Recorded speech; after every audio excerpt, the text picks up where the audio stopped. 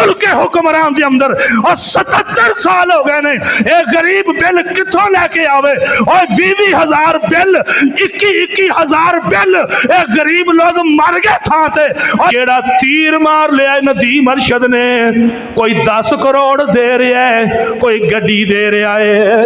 काश तेनू पता चल जाए साडे हैदर टाउन दे अंदर बीबी मरियम किन्ने भुखे रात नू सौंदे ने, किन्नियां दवाइयां नहीं मिलदियां ने, किन्ने जनियां दियां बेटियां उस तरह ही बैठियां ने। और मेरी बहन मेरी बीबी मरियम कदी ध्यान कीता और ओनू एडी गड्डी महंगी दे दी है, इन्ने करोड़ रुपया ऐलान हो रहा है। कोई कहता है 20 करोड़ रुपया दे देंगे, कोई कहता है 10 दे देंगे।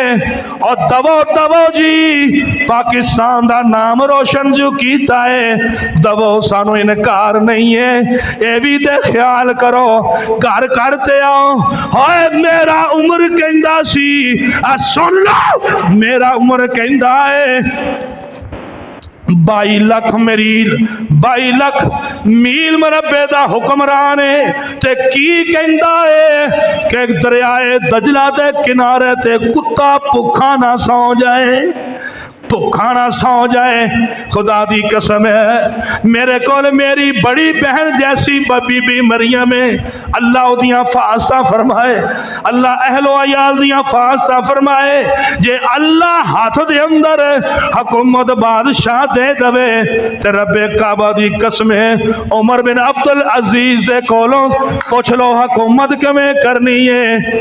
एक दिन बैठे ने ते बीवी नू कह रहे ने, उमर बिन अब्दुल अजीज की कह रहे ने, मेरा दिल करदा है सेब खाना है, मेरा दिल करदा पिया है सेब खाना है। 3 दफा किया ते उन्हां दी बीवी कह रही है तुसी एवें करो, तुहाडे कोल माले गनीमत बड़ा आया है, माले गनीमत अंदरों दे के खरीद लवो। ओ कह रहे ने उमर बिन अब्दुल अजीज ओने जिदों उस दौरे हुकूमत का कोई कम हुंदा है, गरीबां दा कम हुंदा है, दीवे नू बाल लेंदे ने, जाती तौर ते अंधेरे ते अंदर खाना खा रहे ने।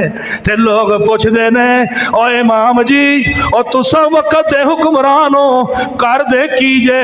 ओ मेरा वीर, मैनू किसे हुकूमत दे नाल, ना खान साहब नाल, ना मियां नवाज शरीफ दे नाल, ना शहबाज शरीफ दे नाल कोई भी काबल नहीं, ना इमरान खान काबल है इस हुकूमत करन दा इस्लामी, ना नवाज शरीफ काबल है, ना मियां शहबाज शरीफ काबल है। काबल कौन है जड़ा कवे कुलू ला इलाहा इल्लल्लाह तुफलिहुल अरबा वल अजमा, और जेड़ा कलमा पढ़ के अरबो अजम दा मालिक बन जाता है, उन्होंने अल्लाह ऐसे हुक्मरान साढ़े ते मुसल्लत कर दे। असी ना ते गाल कढ़ने आ किसे नू, असी दुआ देने अल्लाह जे इन्हों लै आंदा ही को कम लै लै, हदायत दे दे। इत्थे कहंदे ने वारियां बन लो, मैं चैलेंज कर देना रब्बे काबा दी कसम कुरान नू, तुसी खान नू दोबारा लै आओ, शहबाज नू दोबारा लै आओ, सारियां नू लै जाओ। उदों तक मुसलमाना दे ए हुक्मराना दी रियाया भुखी मरेगी, बिजली दे बिल बढ़नगे। ते मौली साहब तीजा बंदा कौन है, किनू लै आइए? ओए उमर इब्ने खत्ताब जैसा बंदा अल्लाह पैदा कर दे। ओए आमीन कह दियो। उमर इब्ने खत्ताब जैसा बंदा अल्लाह पैदा कर दे। कोई कहता है फलां चौधरी आ जाए, जा मैं मर भी जावा, मेरी इस तकरीर नू सुन लवी। मुल्क हुक्मरान के अंदर और 77 साल हो गए ने, एक गरीब बिल कितों लैके आवे? और 20,000 बिल 21,000 बिल एक गरीब लोग मर गए था ते। और लोगों और वक्त का हुक्मरान होवे तो मेरे पैगंबर ने फरमाया उन्होंने गश्त करने चाहिए ने। और जिवें मेरा उमर इब्ने खत्ताब गश्त करता सी, उमर बिन अब्दुल अजीज गश्त करदा सी।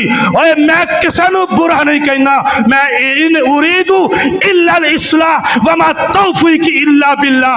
बीबी मरियम दी इस्लाह, चौधरी निसार होवे, कोई भी होवे, मियाँ शहबाज होवे, मियाँ जो भी होवे, खान साहब होवन, कोई भी होवे, इन उरीदू इल्ला इस्लाह। जिदों लबादा इस्लाम दा बोलोगे, खुद अपने आप नू दारा इस्लाम च कर दोगे, ते फिर बिल भी नहीं आवेंगे, फिर महंगाई भी नहीं होएगी, नए चेहरे आने से कभी हालात नहीं बदलेंगे, उस वक्त बदलेंगे। इन्नहु काना युरसिलिस समा अलैकुम मिदरारा। वो हुक्मरान होवे तहज्जुद गुजार होवे, हुक्मरान होवे 3 मरले दे मकान च होवे।